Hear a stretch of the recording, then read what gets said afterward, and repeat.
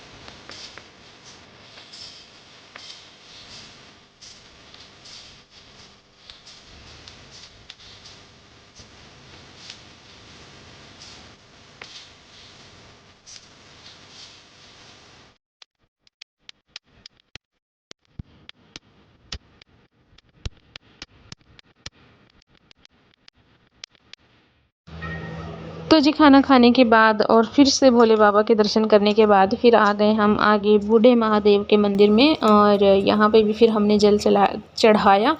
और पहली बार मैंने इतनी तसल्ली से यहाँ पे पूजा की है। कई बार आ चुकी हूँ मैं शादी से पहले भी, बट कभी मैंने इतनी तसल्ली से ना दर्शन करे ना पूजा करी। यहाँ पे तो आज मैंने मन भर के दर्शन करे और पूजा भी करी।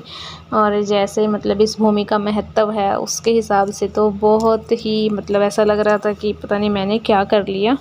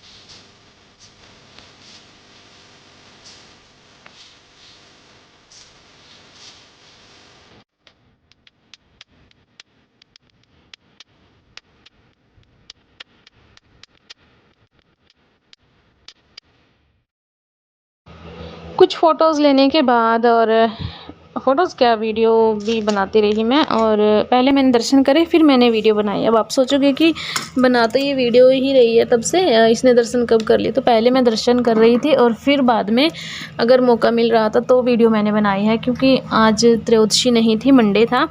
इसी के कारण अच्छे से दर्शन हो गए और अच्छे से वीडियो भी बना पाई। अदरवाइज़ यहाँ पे वीडियो बिल्कुल भी चांस नहीं होता है यहाँ पे वीडियो बनाने का। तो चलिए वो भी मैंने बना ली। और इसके बाद फिर अब हम आ गए हैं दुर्वासा ऋषि जी के मंदिर में। बोला जाता है जब सरस्वती नदी है जो इस पेवा में है, वहाँ पे कुछ खून वगैरह बहने लगा था। तो दुर्वासा ऋषि जी ने महादेव जी की तपस्या करी थी 86,000 वर्ष या 86 वर्ष कुछ ऐसे। तो एक राख का ना पूरा ढेर लग गया था, धूना लगा रखा था जो। तो उस टीले के ऊपर वो इतना ढेर था, उस टीले के ऊपर ना पूरा गांव नीचे दिख रहा होता है। और वो टीला इतना ऊंचा है, देखिए आप देख सकते हो कि कितनी ऊंचाई पे उस राख का ढेर, इतना बड़ा ढेर लग गया था तपस्या करते करते। और अनुसुईया माता जी के भी दर्शन कर सकते हैं आप यहाँ पे। और यहाँ पे ईंटें पड़ी होती हैं जहाँ की मन्नत मांगी जाती है। जो यहाँ पे घर बना के आते हैं, जिनके मन में ये होता है कि हमारा घर बने, तो वो यहाँ पे ईंटों से घर बना के जाते हैं। और बोला जाता है कि वो मन्नत पूरी भी होती है। बाकी मुझे पक्का नहीं पता। तो जी आ गई मैं घर वापस। और हम आए आधे घंटा हो गया हमें आए हुए, 3 बजे आ गए होंगे हम, 3 के आसपास ही आ गए थे। और मम्मी और भी चली गई। जब घर से कोई आता है ना छोड़ के जाता है तो ऐसा होता है यार, देना क्या है इनका जिनके साथ हम जा रहे हैं। मुझे अपनी मम्मी के साथ जाना है, ये होता है, मुझे तो होता है। हाँ जी बेटा, ट्यूशन की क्या कह रहे पापा जी? घास पाकर छोड़ कर आ गए। कैसा लगे मंदिर जाकर? बहुत बढ़िया, ज़्यादा बड़ा तो ठीक तो बेटे, इतने शिवलिंगा के दर्शन हुए हर प्रकार के। हर कोई नहीं जा सकता, जिसको बाबा बुलाता है वही जाता है बेटा। आज हम बुलाए गए थे इसलिए गए ना।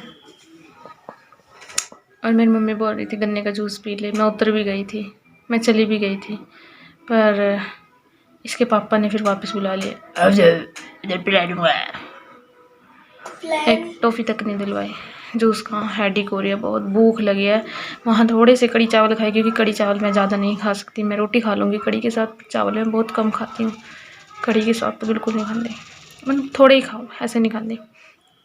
तो भूख लग रही है बहुत, जो बचा था वो ले आई। एक रात की आधी पूड़ी बची है, एक रोटी बच रही है, तो ही खाऊँगी। चाय बनाई, चाय के बर्तन करके आकर बस सबने चाय पी ली। अब मैं चाय पीऊँगी, रोटी खाऊँगी, बर्तन मना कर दिए। सब्ज़ी पड़ी है, आटा गूँधा पड़ा है। और बस अब मैं थोड़ी देर सो जाऊँगी क्योंकि मेरे सिर में दर्द है। मिलती हूँ फिर शाम में है। और वहाँ तो मैं चंदन लेकर आई हूँ 2 प्रकार के, मैं आपने दिखाऊँगी, ठीक है। ये देखा आज हमारे घर कौन आया? ऋतु ब्लॉग में दिखा मन कभी आई शुरू कर दो। फिर क्या कहूँ, कौन सा देखा कौन? आज इसका प्रोना भी आ गया। आज हमारा सिर दुखा था, आज हमारा खुद का खाना बनाने का भी मन नहीं था। अब आज हमारा धक्के 3 बंदे का खाना बनाना पड़ा।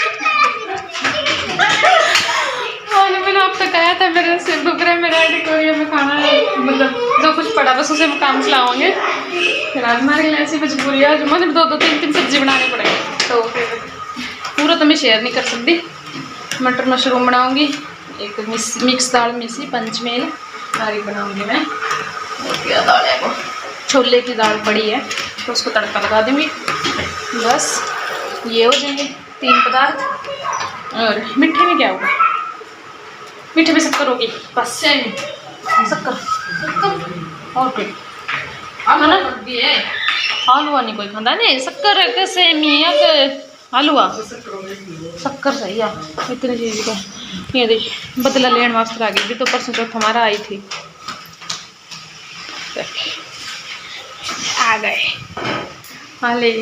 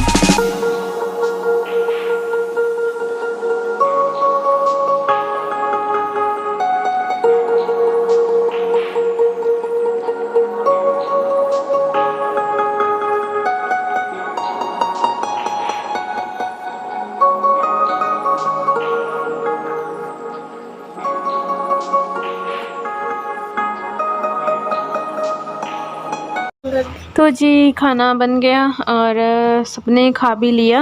गेस्ट जो मतलब सचिन मतलब मेरे जीजू और मेरे नंदोई मेरी ननद के हस्बैंड वो सब उनका खाना ऊपर चला गया था और उसमें बर्तन खाली कर करके साफ़ कर रही थी। बाकी तो मैंने कर दिए हैं, बस अभी किचन क्लीन करूँगी। जो छोटे छोटे बर्तन पड़े हैं वो साफ़ कर दूँगी। बाकी सब कर रहे हैं बातें और सबने खाना खा लिया है। मैंने नहीं खाया है क्योंकि मेरा ये था कि पहले मैं किचन क्लीन करूँगी, फिर अपना सारा काम ख़त्म करके फिर मैं आराम से खाना खाऊँगी। अदरवाइज़ ना फिर अच्छा सा नहीं लगता, मज़ा नहीं आता खाना खाने में। तो बस पहले काम कंप्लीट करके फिर आराम से खाना खाऊँगी। और मेरी सिस्टर नेक्स्ट डे चली गई थी। नेक्स्ट डे का मैंने कुछ भी शूट नहीं किया है इसलिए अभी बता रही हूँ। तो वो चली गई थी नेक्स्ट डे 9 बजे और मेरी ननद दोपहर को चली गई थी। मेरी सिस्टर सुबह ही खाना खा के निकल गए थे वो, फिर मेरी ननद दोपहर खाना खा के फिर निकल गए थे। और बस यही था आज के इस व्लॉग में। आई होप आपको अच्छा लगा होगा। अच्छा लगा तो प्लीज़ लाइक करना, शेयर करना, कमेंट करना और चैनल पे नए थे और चैनल को सब्सक्राइब नहीं किया है तो प्लीज़ सब्सक्राइब कर दीजिएगा। और ये देखिए किचन भी क्लीन है। आटा मैंने थोड़ा एक्स्ट्रा गूँथ के रख दिया है, कभी कोई और ना आ जाए खाना मांगने के लिए कि और भी चपातियाँ दे दो। और ये मेरा खाना है। अभी मिलती हूँ कल, तब तक के लिए bye bye, have a good day, thank you.